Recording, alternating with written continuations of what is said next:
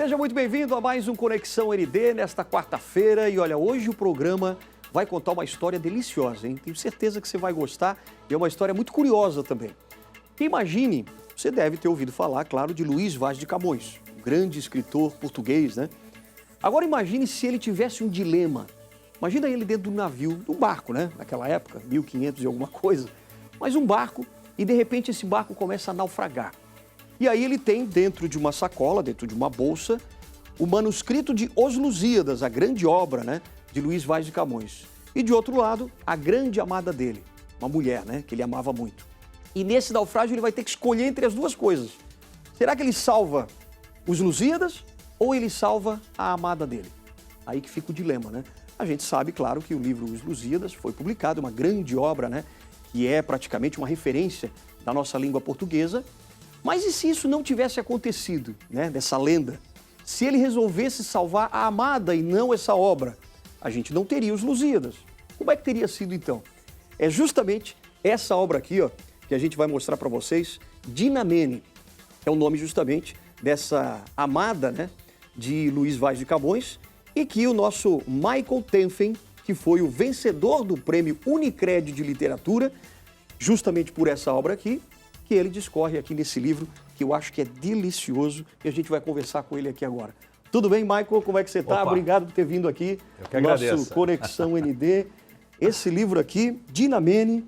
Então, você, na verdade, escreveu e publicou o livro agora em 2021, é isso? É, 2020 ele 2020 saiu. saiu. Maravilha. Agora, como é que você se inspirou nessa história aqui? Me conta mais ou menos por que se inspirar nessa história do Luís Vaz de Camões, porque você já conhecia isso já há muito tempo, né? Essa lenda aí do Camões. Desde que eu estudava no ensino médio, né? Eu tive um professor que ele contou essa história e tal, e evidentemente que ele já apresentou isso como uma lenda, né? Que de fato é uma lenda, né?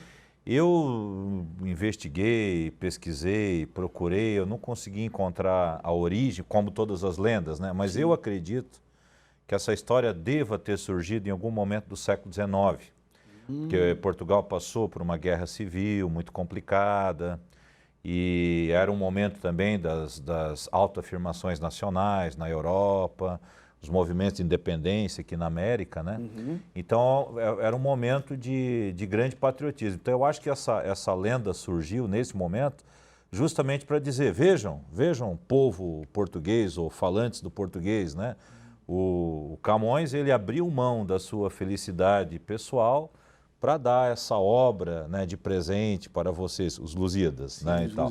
Eu acredito que tenha sido isso, né, e tal. E aí eu pensei, então vamos reescrever essa lenda pelo outro lado, né? O que teria acontecido se ele tivesse feito o oposto. Que bacana, hein? Então, olha, é uma história extremamente curiosa que foi, no caso, a obra escolhida. Eu vou até mostrar mais aqui algumas ilustrações, porque o livro tem várias ilustrações também, né? Sim, são ilustrações do Rubens Belli. Rubens Belli. Rubens Belli, de Blumenau, desenhista. Entendi. Deixa eu mostrar algumas coisas aqui, ó, para a gente mostrar. Pode ser nessa câmera aqui mesmo? Olha só, o livro tem quantas páginas mesmo? São 400 páginas. 400 páginas. É um romance que com certeza vai prender a atenção.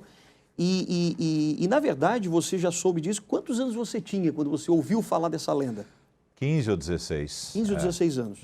E aí ficou ruminando isso na tua vida fiquei. Até você realmente escolher escrever esse livro aqui. Exatamente. E quando é que você começou a escrever?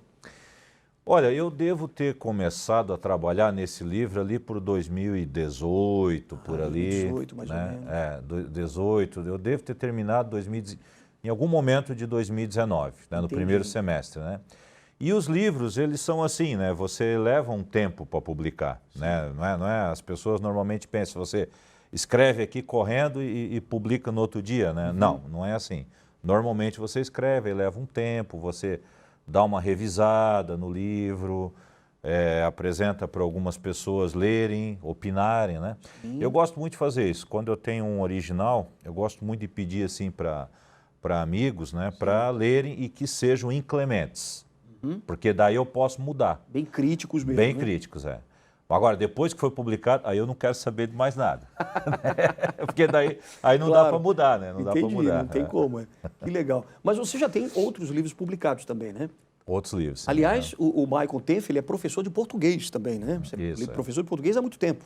Há muito tempo. Essa é basicamente a minha profissão. É a tua profissão. Né? Agora, como é que foi essa virada? Porque você, na verdade, desde pequeno sonhava em ser um escritor ou professor? Escritor. Escritor. Isso. O professor veio por acaso depois? Professor, veio como naturalmente, né? O professor veio depois. Porque quando eu fui para a faculdade, eu pensei o seguinte, eu vou escolher um curso que me coloque o mais próximo possível da minha ferramenta de trabalho como escritor, que é o idioma, a língua portuguesa. E aí, dentre todos os cursos, né, que tem esse viés, aquele que mais me aproxima da língua, né, sem dúvida é o curso de letras. Né? E aí, então, eu me formei em letras, que é justamente o curso que forma os professores de português. E você já dá aula há quanto tempo? Ah, já tem bastante tempo. Não precisa nem revelar, né? Quanto tempo? Para assim, para valer mesmo, assim, que eu como profissão mesmo, desde 98. Desde 98? 98, 24 anos praticamente. Por aí, é quase um casamento de prata. É verdade, quase uma boda de prata com a língua portuguesa. Isso, né? Agora é o seguinte, no ano passado, aliás, nesse ano, né, no início do ano, a Unicred resolveu então lançar o seu primeiro prêmio nacional, né, de literatura. Dando o prêmio realmente para a melhor obra, né, daqui, não só de Santa Catarina, mas do Brasil inteiro. Então, quer dizer, você concorreu, se não me engano, com mais de 70 obras, né, espalhadas pelo Brasil. E aí, pelo que foi constatado, né, todos os júris, o júri, né, todas as pessoas que fazem parte do júri, escolheram por unanimidade esse teu livro aqui. A que você atribui? Qual é a grande qualidade que você tem nesse livro que realmente chamou a atenção do júri? Bom, em primeiro lugar, eu quero agradecer, né, ao pessoal que teve essa apreciação pela obra, né? Isso realmente é muito importante, porque estimula o escritor, né? O escritor se sente motivado e certamente vai escrever com mais afinco, né, nos próximos anos, né? Olha, eu acho que também eu não sei qual foi o tipo de avaliação feita, mas esse livro, ele trabalha com um elemento muito importante da literatura narrativa, que é o foco narrativo, ou o ponto de vista. O que significa isso? Significa que o livro, ele não é contado por um narrador onisciente, que sabe tudo, e que entra na cabeça hora de um personagem, hora de outro personagem, que sabe o que todas as personagens estão pensando. Não é isso. Isso é um narrador que teria uma posição quase divina. Sim, que olha tudo por cima, né? Tudo por cima e tal, e sabe tudo, e portanto ele poderia já ir informando o leitor de tudo. Não, o narrador que eu coloquei nesse livro, ele é um narrador mais limitado, que ele ora está com a consciência de Camões, ou seja, ora ele está vendo o mundo conforme Camões vê Camões o personagem, né? Sim, sim. Como Camões vê o mundo, e ora ele vê o mundo como Dinamene está vendo o mundo. Então Camões, um europeu, né, um português do século XVI, evidentemente, ele ia chegar ao Oriente e ele ia ver uma manifestação, por exemplo, como a dança do leão, né, que é um negócio muito bonito e que a gente conhece hoje aí pelo vídeo, né, pela TV. É óbvio que ele não ia dizer que aquilo era, ou ia pensar que, nossa, como isso é cultural, como isso é diverso. Ele ia pensar, isso é uma batucada de chinos, né? Tipo, ou seja, aquele preconceito. E a Dinamene, por sua vez, também, quando ela olha para esses portugueses, todos vestidos, com aquela boina, né, aquele rufo, aquelas roupas todas engraçadas para ele, é claro que ela tem também um olhar de comicidade sobre isso, né? E aos poucos, esse olhar europeu, ele vai se aproximando desse olhar oriental e os dois vão se aproximando. Então, é uma história de amor, necessariamente, entre duas pessoas, mas também entre duas culturas, né? E a divisão do livro em dois pontos de vista que se alternam, isso foi muito importante para que a história pudesse acontecer do jeito como ela ali está. Entendi, porque até dá ritmo também na obra, na leitura, né? Para dar ritmo, porque, por exemplo, em alguns momentos, o Camões, ele olha para... Mas a Dinamene, o que ela está fazendo? Por que ela está nesse local? O que está acontecendo? Então, nós, leitores, nós sabemos só o que ele sabe. E aí, só no outro capítulo, daí a gente vai passar, né, para o ponto de vista da Dinamene, e aí nós vamos entender o que estava acontecendo e, ao mesmo tempo, coisas que nós sabemos do Camões que ela não sabe ainda. Então é um jogo de conhecimento feito pela só. narrativa, né? Que bacana, hein? Então por isso que deve ser realmente uma narrativa deliciosa, né? Aqui, ó, quando Camões viu Dinamene ser levada pelas ondas e na direção oposta, a bolsa com os Lusíadas, sumindo na tempestade, imagina isso, né? Teve menos de um segundo para decidir se deveria saltar atrás da obra ou, mergulhando para o outro lado, socorrer a mulher amada. Quer dizer, eu acho até que esse ponto de vista de você propor uma outra história, né, para essa lenda, é o que realmente atiça a curiosidade e a imaginação das pessoas também, né? Certo. Eu acho que esse exercício que você fez durante o tempo de escrita é que deve ter sido até divertido para você, né? Ah, foi muito divertido, porque boa parte das histórias, elas nascem com essa pergunta, e se?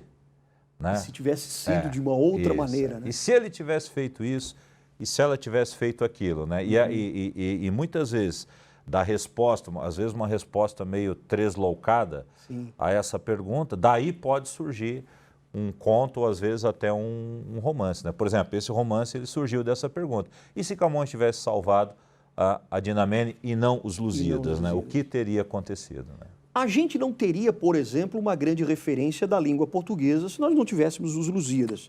Os Lusíadas, para você, o que é? Bom, primeiro, nós temos que ser honestos com os nossos jovens, né? Os Lusíadas é uma obra bem difícil, não é uma obra fácil, não adianta dizer, você vai ler como você leu um romance do verão. Não, não tem como. É um livro difícil, mas hoje nós temos aí a internet, nós temos muitas edições excelentes com notas explicativas e tal.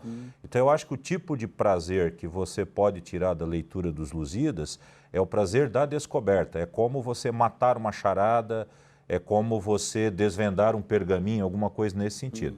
Diferentemente de um livro, por exemplo, esse livro, ele às vezes finge que tem uma linguagem antiga, mas na verdade ele está só fingindo. A linguagem ela é bem acessível. Atual, né? Atual, ou seja, a linguagem, a linguagem aí ela se pretende como transmissora de uma história, de uma narrativa, né?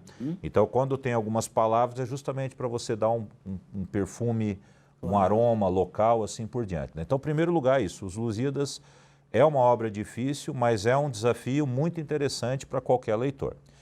E segundo, respondendo mais diretamente à tua pergunta, né, nós temos o português moderno graças aos Lusíadas, né? Os Lusíadas foi a obra referencial para que o nosso idioma, então, ele pudesse se consolidar.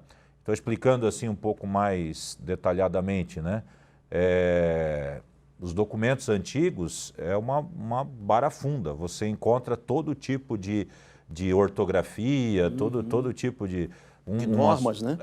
Acentuação, sem acentuação, X, CH, etc. A partir do momento que você tem uma obra forte, referencial, como os Lusíadas, aí começa a ficar assim, olha, é X ou CH? Ó, lá nos Lusíadas está com X, né? Então é com X, a grafia é essa. Essa regência, como é que esse verbo vai reger que preposição? Olha, lá nos Lusíadas está assim, aí você começa a ter, né, uma referência forte para fundamentar, para consolidar o idioma. Shakespeare na Inglaterra, Cervantes na Espanha, por exemplo, o Dante Alighieri na Itália, né, e o Camões para Portugal e para a língua portuguesa. Que bacana, hein? Bem curioso isso, né? Então, realmente é muito bacana quando a gente começa a mergulhar um pouco nessa... que é a origem, né, da nossa língua, aquilo que a gente comunica. Agora, uma pergunta também. Você escreveu esse livro, claro, com a sua criatividade, imaginação, desde aquilo que aconteceu com você lá atrás, mas você estava me contando que você escreveu esse livro para participar de um programa também, né? Muito específico. Que programa foi esse? Isso, o livro ele foi selecionado pelo PNLD Literário, que é o Programa Nacional do Livro e do Material Didático, né? Junto com muitas outras obras, né, para o ensino médio, obras que são destinadas ao ensino médio. Certo. Então, até agora, nos próximos dias, eu não sei exatamente, mas nos próximos dias, os diretores das escolas de todo o país, escolas de ensino médio, públicas de ensino médio, eles vão receber uma senha, eles conseguem ter acesso à plataforma, lá pode folhear todos os livros digitalmente, né? Sim. E eu tenho lá, então, a Dinamene e também um outro livro meu, que é o Kisama 2, né? Uma outra série que eu estou escrevendo também. E esses livros podem ser escolhidos e eles podem chegar gratuitamente, né, às bibliotecas das escolas aí de ensino médio. Então é um programa bem democrático, né, que faz com que o livro realmente ele se aproxime do jovem, né? Isso é bem interessante. Que bacana. Então, a partir do ano que vem, pode ser que esse livro esteja nas escolas do ensino médio. Muito provavelmente, Que bacana, muito legal. Agora uma coisa, deixa eu te perguntar uma outra coisa assim, com relação a esse mercado, né? Porque muita gente tem, acho que esse sonho, né? Poxa, eu quero escrever um livro, às vezes sobre a minha história, ou às vezes sobre algo que esteja na imaginação dessa pessoa, escrever um romance, de ficção, etc. O que você diria para esses jovens, talvez, né? Proponentes aí a escritor, o que eles precisam fazer, ou ser, ou ler, para realmente ingressar nessa carreira de escritor? Essa é uma pergunta muito boa, né? Porque era a pergunta que eu fazia a mim mesmo, né? Quando eu era jovem, né? Então é o seguinte, na verdade, esse jovem, eu sinto, né? Hoje eu percebo que ele está com uma vontade muito grande de se expressar, ou seja, de contar uma história. E uma história, ela pode ser contada pelos mais diversos meios. Você pode contar uma história literariamente, que é como eu fiz aí, você pode contar uma história através do audiovisual, você pode contar uma história através do desenho, da ilustração, dos quadrinhos, enfim. Então, eu acho que o primeiro ponto, o jovem ele tem que descobrir por qual meio ele quer contar a história dele, por qual meio ele quer se expressar. Porque, assim, ó, no meu caso, na minha época, eu queria muito ter estudado cinema. Aqui em Santa Catarina, hoje nós temos boas escolas de cinema em Santa Catarina e a tecnologia, ela desenvolveu bastante, né, nos últimos anos, mas naquela época não havia nenhuma escola de cinema em Santa Catarina, né? E aí eu fui me aproximando cada vez mais da literatura, mas sem descartar o cinema. Hoje também eu sou roteirista, escrevo roteiros, né, para cinema, para televisão também, para uma série infantil chamada Boris e Rufus, que passa aí pelo... Canais fechados, por exemplo? Passa na TV Cultura, né, tem um canal aberto, passa na América Hispânica, né, do México para baixo passa. Que bacana. China está passando também e Rússia. Olha. Na Rússia eu não sei por causa da guerra lá, sim, mas tá agora, né? Mas já vi os personagens falando russo, né? Olha, e tal, né? Que legal. Então o jovem ele deve descobrir qual a linguagem pela qual ele quer se expressar. Uma vez descoberta essa linguagem, aí ele segue atrás e vai estudar e vai entender como é que funciona aquela linguagem e tal. Se for literatura, aí só tem um jeito. Leitura. Tem que ler. E ler de tudo. Ler aquilo que a pessoa tem vontade de ler. Mais tarde pode procurar os clássicos também, né? Ou seja, entender como é que os outros fizeram para daí eu fazer na minha própria escrita. Olha só, então, essa escolha principal, né? Tipo, eu vou fazer pelo meio eletrônico, televisão, rádio, ou eu vou pela pintura, desenho, né, as artes plásticas e tal, ou vou pela literatura. Isso é importante, hein? Então já está aí a primeira dica, né? Do Michael Tenfin. A gente vai fazer uma pausa aqui agora, para a gente ir para o intervalo, mas daqui a pouquinho eu quero esmiuçar um pouquinho essa tua vida literária, vamos saber um pouquinho o que você gosta de ler, quais os escritores que você já se inspirou, além do Luiz Vaz de Camões, que eu acho que, né, deve ter sido, mas para a gente aprofundar um pouco mais esse mundo maravilhoso da literatura, porque é o mundo da imaginação, principalmente, né? E esse é um exercício fascinante. Então não sai daí, que a gente volta daqui a pouquinho aqui com o vencedor do prêmio Unicred de Literatura, daqui a pouco, depois do intervalo.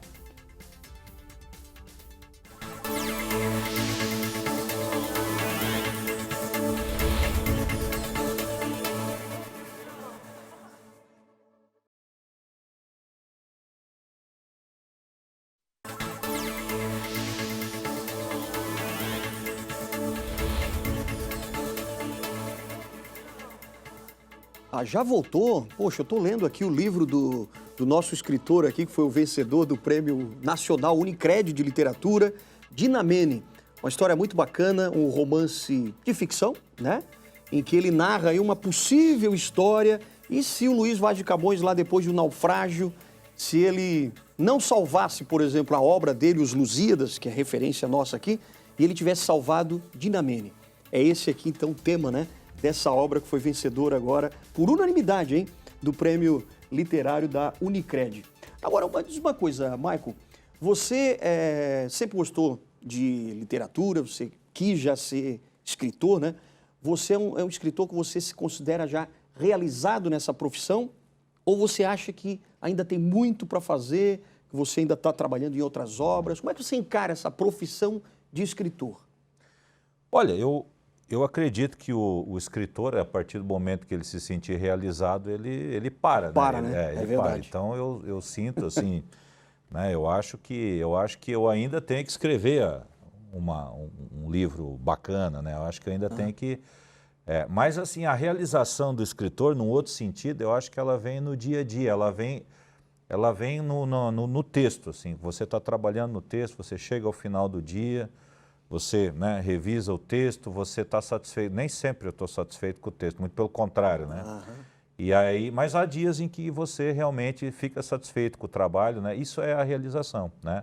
Porque a luta, digamos assim, é dentro, né? A luta é interna, né? O escritor, ele está sempre em luta consigo mesmo, né? Com as palavras, digamos assim, né? Então, nesse sentido, sim, é claro que existe uma realização. Caso contrário, também você não teria forças para continuar. Claro. E por outro lado, né, eu acho que o ideal do escritor é sempre estar em busca, né, da nova obra que será a melhor, né? Exato. Agora, toda obra, né, claro, ela sempre vem de uma inspiração. Acho que qualquer escritor, né, desde os clássicos, Machado de Assis, Guimarães Rosa, enfim, os atuais escritores, como você também, sempre tem uma inspiração, algo que vem de trás de uma história da própria bagagem da pessoa, né? Para você, qual é essa bagagem? O que você teve de referências, por exemplo, que te fizeram buscar esse caminho da escrita e ter escrito também Dinamene? Como é que foi isso? Olha, eu tive a felicidade de ser leitor, assim, desde muito pequeno. Muito jovem, assim, né? desde criança, né? E eu comecei lendo quadrinhos, né? Quadrinhos? Lia quadrinhos, né? Por interesse próprio ou por referência, às vezes, dos pais? Não, por interesse próprio. Eu lia, tinha lá... E depois, mais tarde, foi ocorrendo uma transição, né? Uma transição, ou seja, fui passando do quadrinho para o texto, né? Então, li primeiro livros ilustrados, até finalmente o livro, que é livro só texto mesmo e tal. Mas também nunca abandonei os quadrinhos, né? Até hoje eu leio quadrinhos e tal, né? Porque hoje existem os quadrinhos, o pessoal gosta de chamar graphic novel, né? Que são os quadrinhos de autor, são quadrinhos assim mais adultos, né? Antigamente você falava quadrinho adulto significava outra coisa. Mas não, adulto no sentido de ter uma proposta artística também, alguns mais elaborado, mais né? elaborado e tal.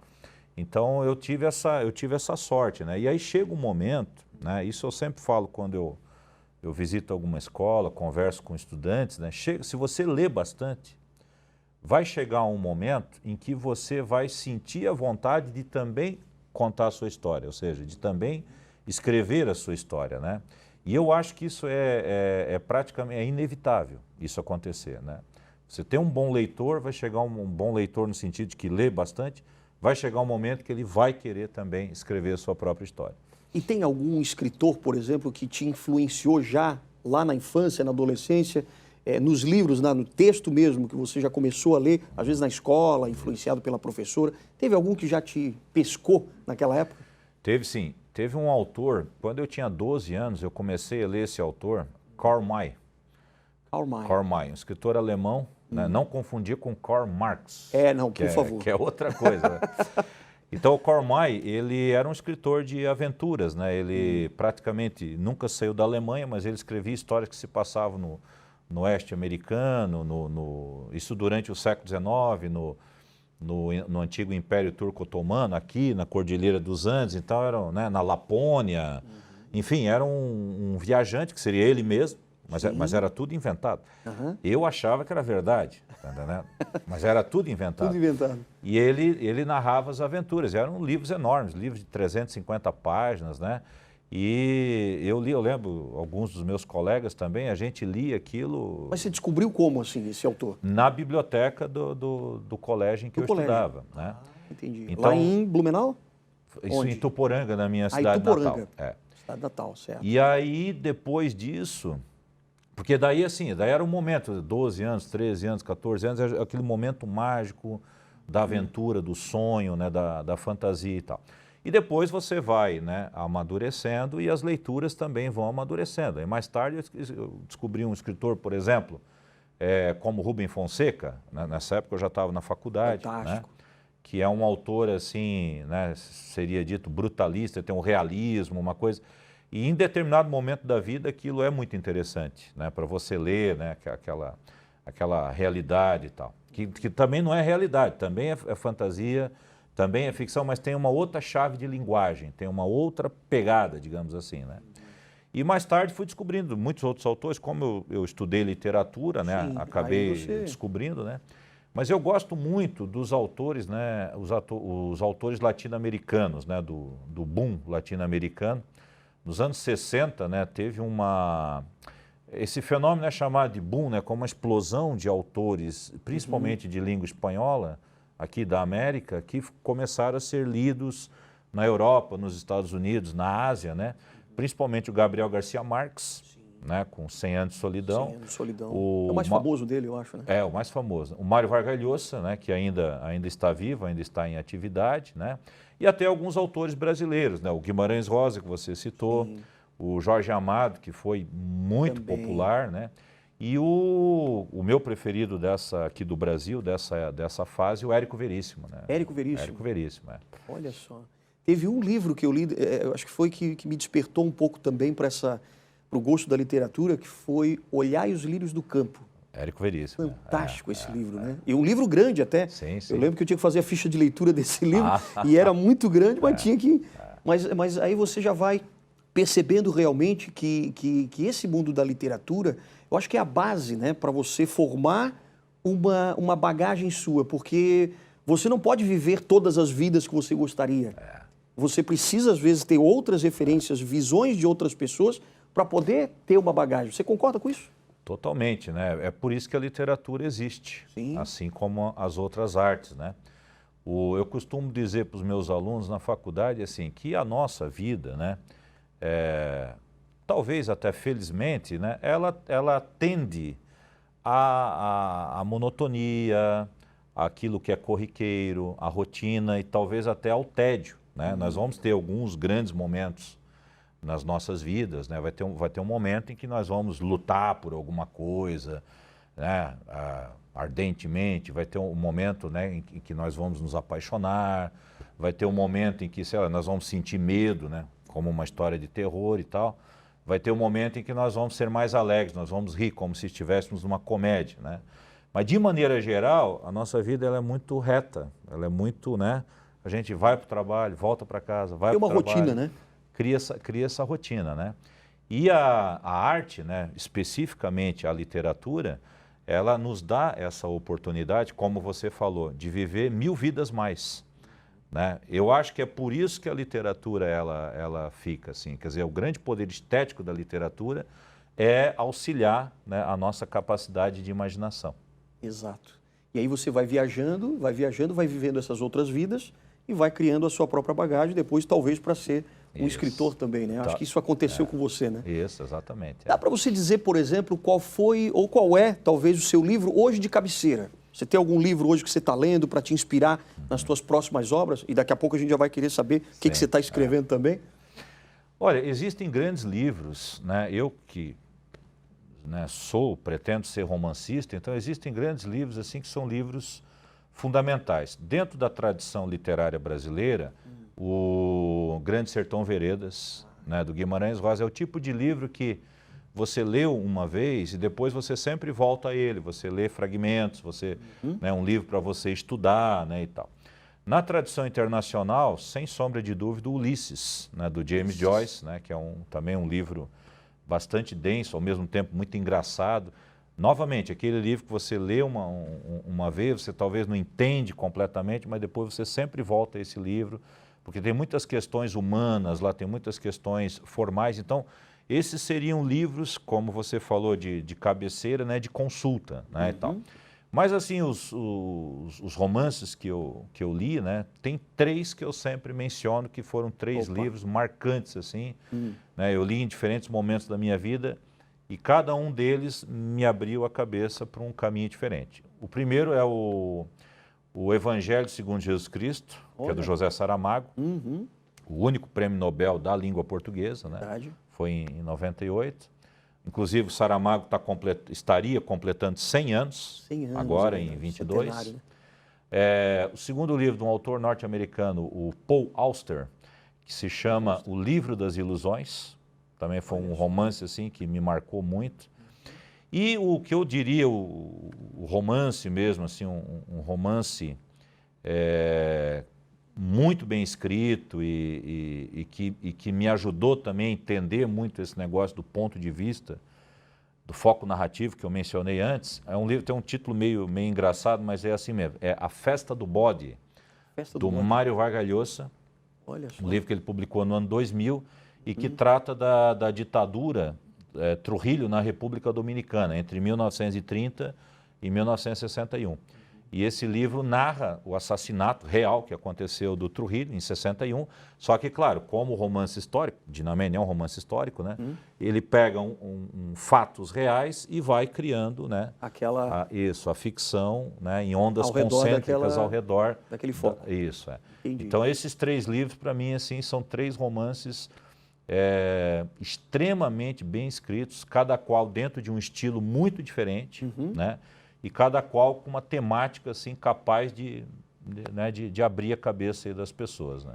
Tem gente hoje, Michael, que diz assim, ó, poxa, com tanta tecnologia, com Instagram, né? Enfim, a gente está toda hora conectado ali com o celular, e os livros, ou o livro, né, como entidade, por exemplo, acaba ficando um pouco de lado para muitas pessoas. E aí eu ouço muito dizer assim, poxa, mas eu começo a ler, dá preguiça, e eu preciso, porque as pessoas têm que ter estímulos o tempo inteiro. Né? Parece que hoje em dia a gente está vivendo esse fenômeno. O que você diria para as pessoas começarem a ter realmente aquele gosto novamente pela leitura e para realmente ter esse hábito, né?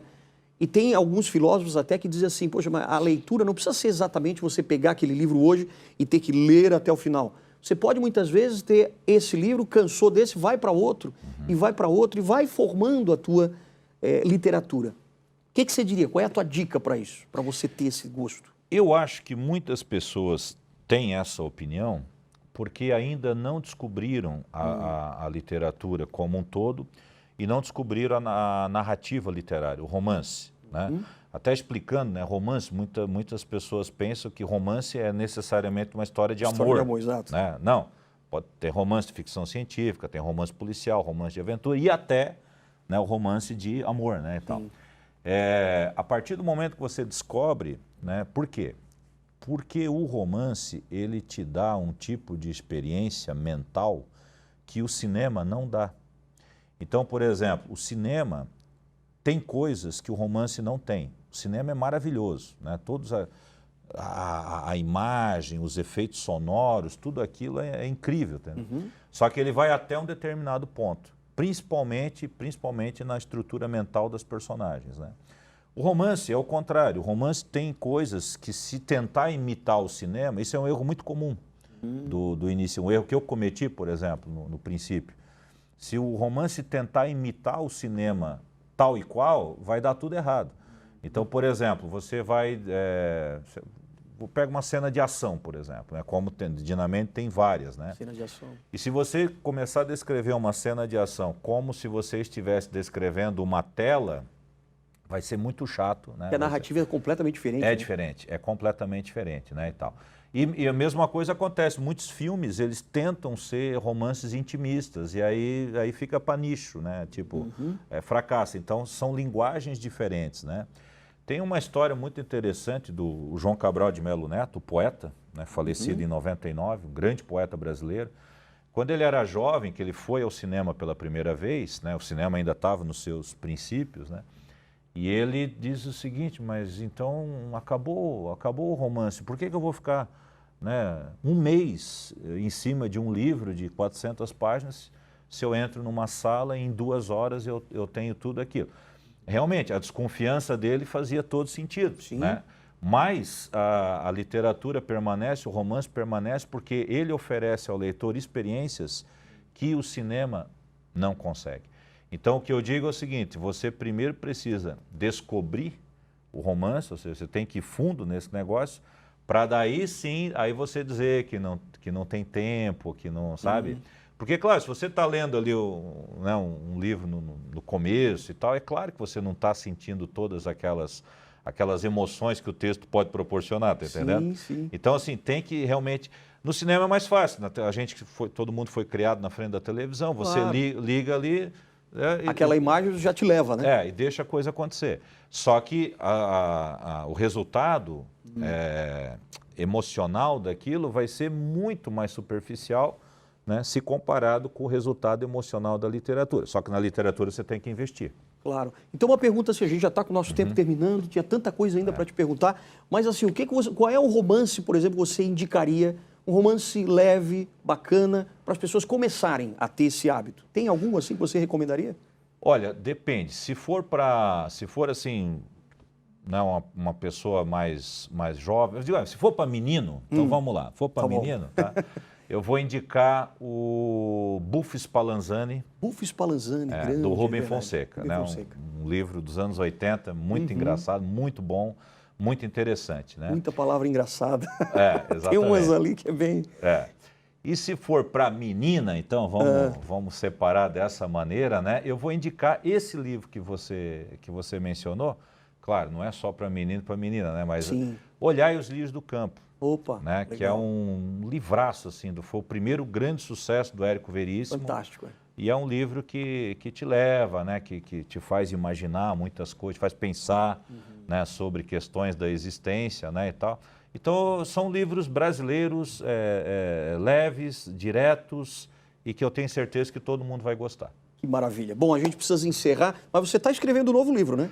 Estou escrevendo, estou trabalhando Kisama 3. Kisama 3. Né? A série Kisama sobre o herói negro da capoeira no século XIX. Né? Olha só. 2 volumes saíram, estou trabalhando no terceiro. No terceiro. Deve lançar o quê? Ano que vem? Ano que vem. Maravilha. Olha, eu tive o prazer aqui, a honra de conversar com o Michael Tenfen, que foi o vencedor agora deste ano, da primeira edição, né? Do Prêmio Nacional Unicred de Literatura. Premiadíssimo, parabéns mais uma vez pelo livro Dinamene, esse romance aqui também que eu acho que você vai adorar. E obrigado pela entrevista, tá certo? Valeu, querido. Boa noite para você. Ótima noite também. A gente volta semana que vem aqui com o nosso Conexão ND. Até lá.